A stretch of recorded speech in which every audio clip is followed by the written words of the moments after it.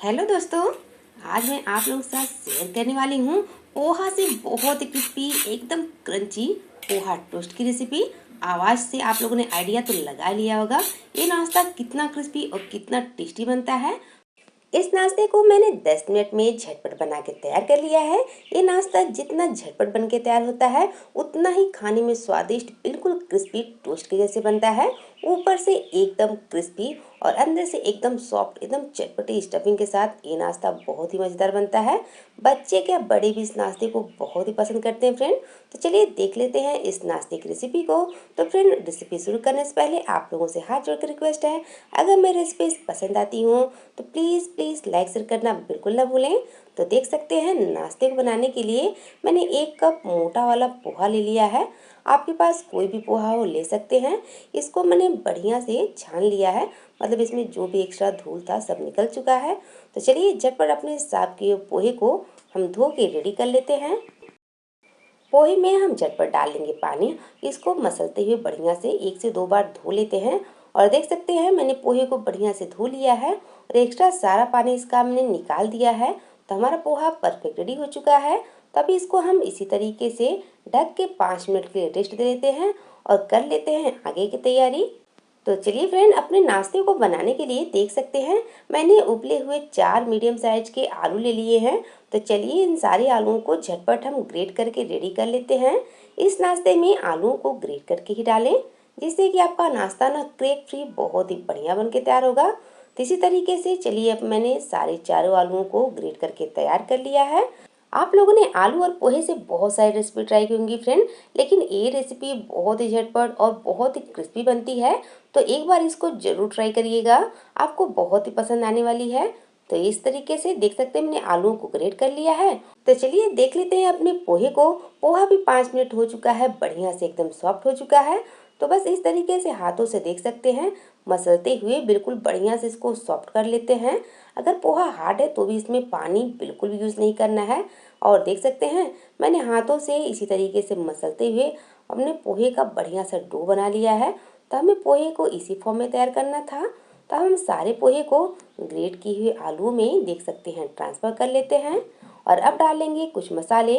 Half table spoon जाएगा chilli flakes, 1 table spoon धनिया powder और हाफ टेबल स्पून काली मिर्च का पाउडर और हाफ टेबल स्पून डाल लेंगे गरम मसाला, हाफ टेबल स्पून डाल लेंगे रेड चिली पाउडर। और अब हम ले लेंगे 1 टेबल स्पून जीरा और 1 टेबल स्पून बारीक कटा हुआ अदरक, बारीक कटा हुआ लहसुन और उसी के साथ बारीक कटा हुआ एक हम प्याज ले लेते हैं। और इसी के साथ डाल लेंगे हम बारीक कटी हुई हरी मिर्च। और अपने नाश्ते को बढ़िया सा बाइंडिंग देने के लिए डाल लेंगे 2 टेबल स्पून चावल का आटा और 1 टेबल स्पून डालेंगे बेसन और कुछ बारीक कटी हुई हरी धनिया की पत्ती डाल के डाल लेते हैं स्वाद अनुसार नमक। और अब चलिए सारी चीज़ों को इसी तरीके से मिक्स करते हुए बढ़िया सा डो बना लेते हैं। इस डो को बनाते समय फ्रेंड एक बात को ध्यान रखिए, इसमें हमें पानी का ना बिल्कुल भी यूज़ नहीं करना है। बिना पानी डाले ही देखेंगे आपका डो बढ़िया से बन के तैयार हो जाएगा। जो आलू का मॉइस्चर है उसी से आप देखेंगे आपका पोहा मसाले बढ़िया से देख सकते हैं इस तरीके से रेडी हो चुका है। तो बढ़िया से हाथों में आप चाहें तो ऑयल लगाते हुए इसको बढ़िया तरीके से डो बना के तैयार कर सकते हैं। तो देख सकते हैं हमारे पोहे का डो बन के तैयार हो चुका है। 1 से 2 मिनट इसको और मसलते हुए इसको सॉफ्ट कर लीजिए। और चलिए झटपट नाश्ते को बनाने के लिए हम चॉपिंग बोर्ड को रेडी कर लेते हैं। कुछ बूंद ऑयल के डाल के उसको बढ़िया तरीके से ग्रीस कर लेते हैं। और अब इस पे हम ले लेंगे अपने पोहे वाले डो को और हाथों की मदद से देख सकते हैं इस तरीके से। चलिए इसको स्क्वायर शेप में हम फैला के रेडी कर लेते हैं। आप चाहें तो इसको स्पैचुला की मदद से भी कर सकते हैं। ये हाथों की मदद से भी बहुत ही झटपट आसानी से देख सकते हैं फैल जाता है। और देख सकते हैं बिल्कुल भी चॉपिंग बोर्ड पे चिपकता नहीं है। तो चलिए इस तरीके से इसको टैप करते हुए इक्वल शेप में मैं फैला के रेडी कर लेती हूँ। तो लीजिए फ्रेंड, इस तरीके से मैंने 2 मिनट में अपने नाश्ते को इस तरीके से स्क्वायर शेप में रेडी कर लिया है। अगर किनारों पे इस तरीके से क्रैक हो तो उसको हाथों से बढ़िया सा शेप दे लीजिए। देखेंगे आपके नाश्ते को ना बढ़िया वाला शेप मिलके तैयार हो चुका है। देख सकते हैं हमारा डो बिल्कुल भी गीला नहीं है, चिपचिपा नहीं है और अच्छी तरीके से सेट हो चुका है। तो चलिए झटपट अपने पोहा हम टोस्ट को बना के तैयार कर लेते हैं। आप चाहें तो इनको किसी भी शेप में कट करके इसका आनंद ले सकते हैं। ये हर शेप में बहुत ही क्रिस्पी और टेस्टी बनते हैं। तो देख सकते हैं इस तरीके से मैंने बड़े बड़े स्ट्रिप में इसको कट कर लिया है। जो कि बहुत ही झटपट, बहुत इंस्टेंट बन के तैयार होता है। और देख सकते हैं एक भी पीस चिपकता नहीं है, बहुत ही बढ़िया तरीके से बन के तैयार हो जाता है।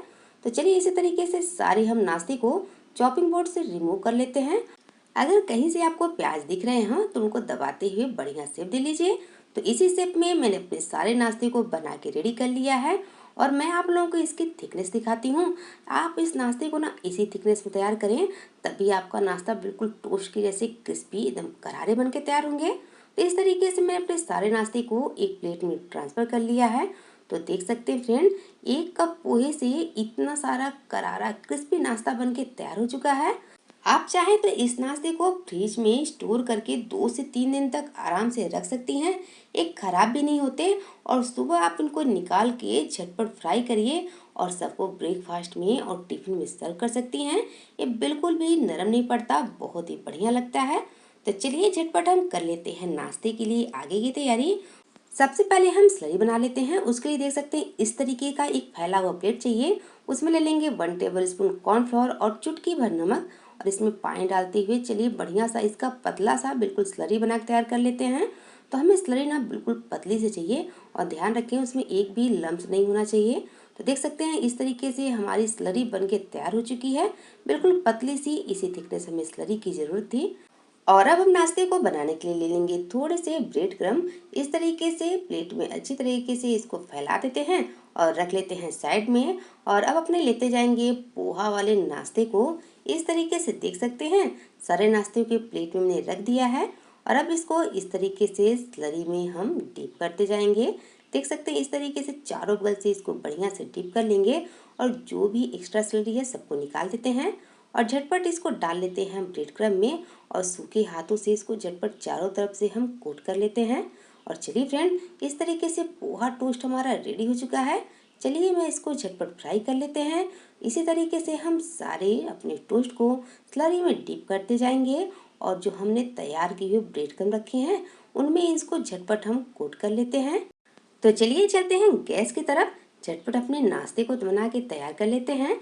मैंने ऑयल को पहले रख दिया था गर्म होने के लिए। तो हमारा तेल बढ़िया से गर्म हो चुका है। उसमें इस तरीके से हम अपने पोहे के नाश्ते को डाल देते हैं और अब इसी तरीके से इसको हम फ्राई होने देते हैं। तो इस नाश्ते को फ्राई होते समय एक बात का ध्यान रखें, गैस को आप बिल्कुल तेज आंच पे रखें, जिससे कि आपके नाश्ते ना बिल्कुल अंदर तक करारे क्रिस्पी बनेंगे। अगर आपने गैस को धीमा रखा तो ये नाश्ता बहुत ज़्यादा तेल ऑब्जर्व कर लेगा। तो इसी तरीके से देख सकते हैं एक साइड से हमारा नाश्ता बढ़िया सा क्रिस्पी गोल्डन हो चुका है। तो बस इसको 1 से 2 मिनट इसी तरीके से उलटते पुलटते हुए हम तैयार कर लेते हैं। आप देखेंगे कि ये नाश्ता बहुत ही झटपट फ्राई भी हो जाता है। तो दोनों तरफ से बढ़िया सा गोल्डन कलर आने तक इसको हम उलट पुलट के बढ़िया सा फ्राई कर लेते हैं।